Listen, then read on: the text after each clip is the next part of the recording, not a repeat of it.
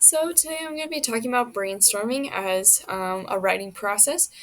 It was really interesting to be looking into these things and kind of realizing how many of these things that people do without even realizing that they have a specific technique or a title to them. So, um, four of the ones that I thought were the most interesting was free writing, concept mapping, starbursting, and word association. So, kind of getting into it, free writing was one of my favorites that I learned last year in first semester in my English 200 class. We were just talking about brainstorming, and free writing is probably one of the most fun ones, I would say. Basically, how it goes is that you're setting a time limit for yourself or like a word count goal.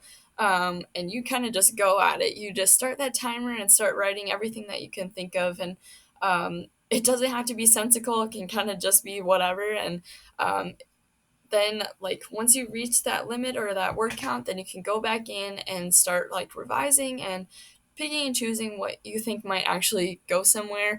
You can filter out those interesting ones and kind of just go from there, and you can repeat this process over and over again until you feel like you actually have something to go off of, and it's a really good way to just get all your ideas out on the page. Concept mapping is the second one. So this one you can also be using in teaching. We're actually talking about this in my TED 250 class this semester. So how this one works is that you have your main concept that you're thinking about, and you kind of just start branching off things that you already know for sure as facts, and you just continue to branch off and go down the line of kind of just thinking outside the box and adding in different references and other ideas that you have along with it. And you can also put in some examples or outside connections that you think would be relating. And so I have my own little example here of brainstorming.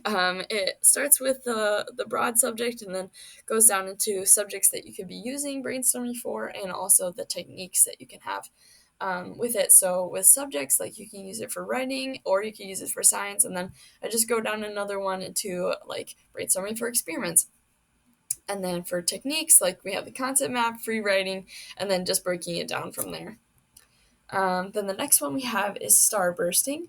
So it's pretty similar to the concept map. You start with a broad topic, you start branching out, but it's more specific with the WH questions of who, what, why, where, when, how, and you're just expanding from there. So I have another example with brainstorming here.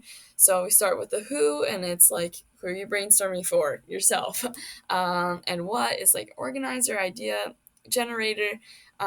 When it's usually before writing. Why you do it, getting your thoughts in order, and like how do you do it through different techniques. Um, then the next one, word association.